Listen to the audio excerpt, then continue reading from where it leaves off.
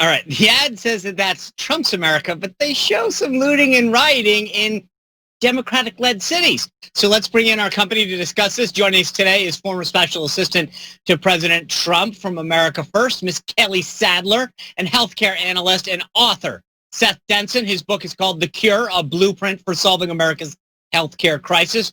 Welcome back, everyone. Great to see you. Good to be with you. All right, Kelly, I think it's interesting that this is Trump's America, and every one of those cities that they're showing is led by a Democrat. Yeah, and I think it's really interesting the pivot that Joe Biden's campaign has done this week. If you remember, they had a whole week at the DNC convention to mention this, to bring it up as a topic, and they completely ignored it. Joe Biden's campaign is seeing polling that's reflecting very badly in the fact that he's not condemning the rioters, that the majority of these rioters are radical leftists. They're Antifa. Joe Biden still hasn't condemned Antifa specifically, but you're seeing a huge pivot with his campaign this week in addressing this issue. He's following the leader, and that is President Trump, who came out very early on, condemned the rioting, condemned, didn't condemn the peaceful protests, said they were allowed to exist, but backed law enforcement and the men and women in blue. And today you see another huge endorsement from the Fraternal Order of Police backing President Trump's reelection. You know, Seth, to Kelly's point, the rioting, the looting, the violence is coming from the left. And no one's asking, and Joe Biden hasn't proactively condemned it. Do you think that he's going to get away with that? Well, he's certainly hoping to. And if you look at this ad, it looks like the nightly news on NBC the last couple of days. I don't even know why he needed to put out an ad. He can just use the mainstream media, and they're now spinning this narrative. And that's certainly something I think that the Biden camp is hoping for, and they're doubling down on it. Listen, during the DNC, we all heard about Trump's economy. Well, then that message isn't working because Americans aren't stupid. It's like they're standing inside of a hurricane, the Democrats are, and saying it's not raining. And so certainly the American people know what's going on, but the Biden camp is hoping that they don't. Lauren, the president has made law and order a big issue.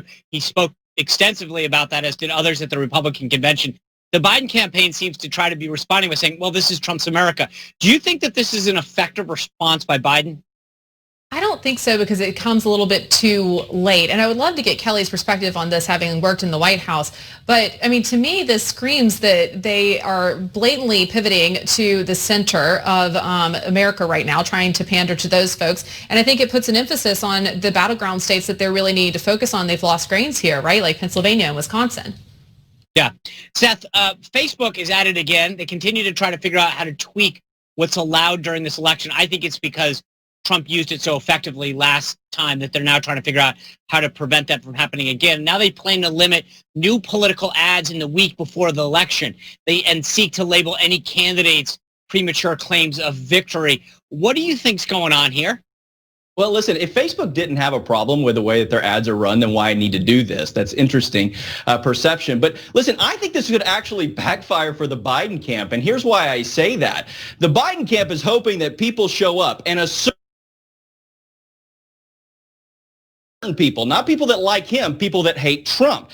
And these are typically the people that you see on social media, trolls posting things. And God help us if Taylor Swift releases an album the week before the election. Those people aren't going to show up. And Facebook, they're not going to be able to run ads on Facebook to try to get them to.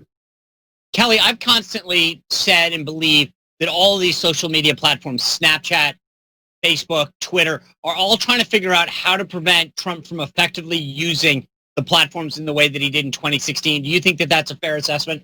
I think that's a totally fair assessment. And the way that we're reading these new rules at America First Action is that the political campaigns and the outside PACs can place an ad on Facebook 8 days out from the election, but that ad has got to stay up. And what we've seen from Facebook is their fact checkers then go to work. We had an ad that was airing saying that Joe Biden was going to ban fracking. That was determined false by the Facebook fact checkers, and it had to be taken down. So what this limitation would do for us is we couldn't put up another ad to replace ones that would be taken down. Additionally, you have the mainstream news media. If CNN comes out, or let's just take the Atlantic's report, bogus report today, they can promote that ad. They can get real money behind that ad, these news media organizations, and completely skew what the public is seeing the week running up to the election. Right. Lauren, I want to pivot a second. We've been talking all week about this Pelosi's gate, where she got her hair done and didn't wear a mask and now blames the salon because it's their fault.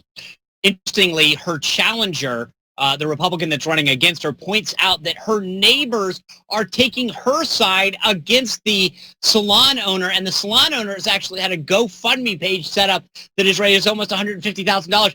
How backwards is this that Pelosi is now the good person and the victim is the salon owner?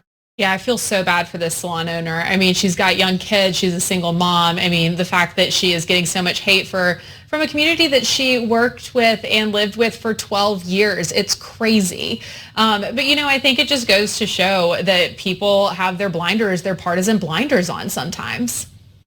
Kelly, do you think that I've been amazed at the media coverage that Pelosi's the victim. She deserves an apology. And it's her rules and everything that she's asked everyone else to stand up for that she's not doing. She's not wearing a mask. She's going to a closed salon. And it's their fault, not hers. I mean, it's the ultimate in hypocrisy. And I think the American public sees right through this to the heart of what it is. Nancy, rules for thee, but not for me.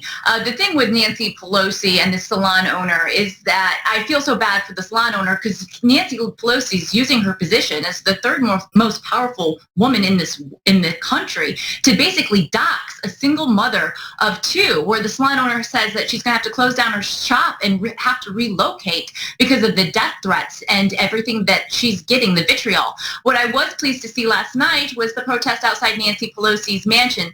Even in liberal San Francisco, there were women that were hanging blow dryers up in trees, marching around because they just see this as blatant hypocrisy. Yeah, what a waste of a good blow dryer. All right, guys, I would like you to all stick around. We're going to come back. We're going to do the quiz and see who's going to be the big winner today.